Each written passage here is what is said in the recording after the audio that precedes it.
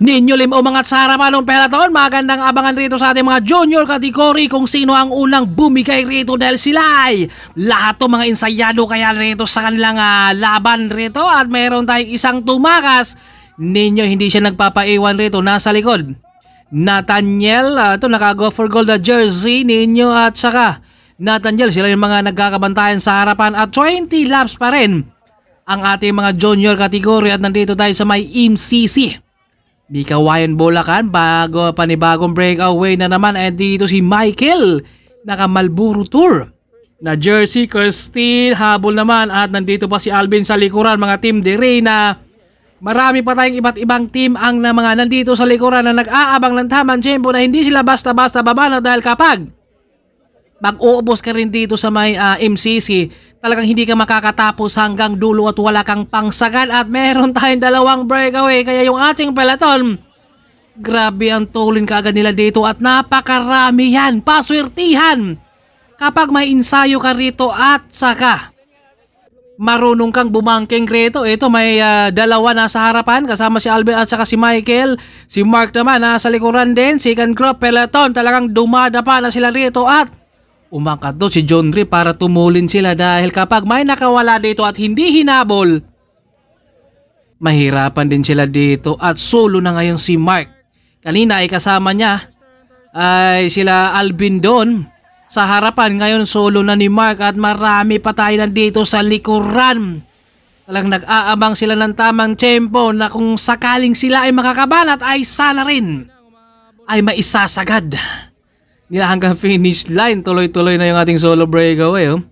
Si Mark talaga nga napakatining yung sipa, naka-aero para lispagod. Papayag kaya ang mga team diri na syempre habol sila dito at dalawa ang naghahabol peloton. Nathaniel umangat na siya rito dahil nakita niya na talagang lumalayo na. Kailangan meron talagang bibit-bit sa peloton para tumulin kapag may aagwat dahil kapag walang bibit-bit sa peloton, naku, magandang abangan natin ang pustahan ngayon kanino kaya kayo kay Azor kaya tuloy-tuloy pa rin. Yung solo breakaway ni Mark dito, grabeng patiisan yan. At Dandix na dito ay hinabol niya kaagad. Ito naman yung peloton, dumadapa na sila, nandyan pa si Julan. Ang dami nila dito sa likuran, si Cesar, mga nag-aabang ng tamang oras to na sana ay hindi rin sila mauubusan dahil matulin rin dito. Yun nga lang, kapag nag-breakaway kayo rito, ay mahirap din maisasagad at nandito si Dominic Perez ng Team Army at dumikit Team Dandix. Dalawa na yung ating first group, naghahabol pa yung isa, pangatlo siya rin kung makakadikit. Nandito si sa likuran, hinatak niya rito yung peloton, sabi ni Tatay Tox.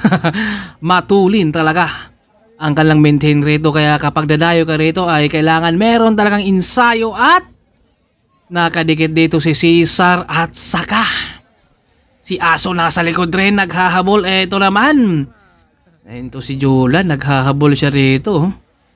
Kasama na dun si Cesar, nandun na sa ating harapan pero hindi pa natin alam kung matutuloy ba nila yung ating kanilang breakaway. Meron tayong nakatakas, talaga nga panibago laging breakaway natin nakikita rito. At si Mark nagre-recover sa likod muna dahil kanina talagang nasa breakaway yan siya at ito dalawa ang lakas nito. Nakamalboro to na si Michael. Umaga kanina pa yan siya nag-breakaway at breakaway na naman siya ngayon. Ito na yung harapan ng peloton. Talagang kapag may lalabas, kailangan kapitan nila para hindi rin sila madodroge dyan. Umaga lahat talaga to mga ensayado. Umaga aspiring pro. Tuloy-tuloy yung dalawang breakaway nito.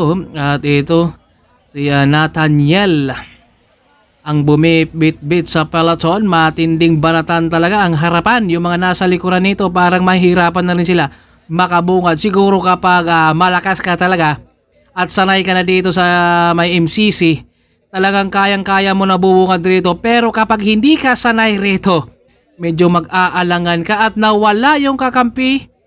Si Mark ang nasa harapan na. Last 2 laps na lang tayo rito. Kakampi ni Mark ang bumalik sa peloton. Si Mark naman ang nandun na sa ating breakaway kasama doon si Michael. Malakas si Michael may potential. Kumbaga kanina sa start nasa breakaway na last lap tayo. Si Mark ang humatak. Nasa likod si Michael. Grabing diinan yung ating dalawa. May nagtago pa. Dapang-dapa. Kulang na lang magtago siya sa kanyang manubila para dumikit din. doon sa first group na dalawa. Direna ang nasa harapan pero syempre kailangan niyang magre-recover. Abangan natin yung ating dalawa kung sino ang mananalo doon. Maraming salamat sa buong time. Excellent no, shoutout sa inyong lahat dyan. At ito na, tapatan yung dalawa, si Michael at saka si Mark. Nagkakatinginan pa sila dito at yun lang, may mga tao at nakalamang doon si Michael. Pangalawa, si Mark doon. Ang ating pangapat ay walang iba kundi si Cesar. Naharangan tayo ng tao sa kalang rima. Tiyan kita sa next video.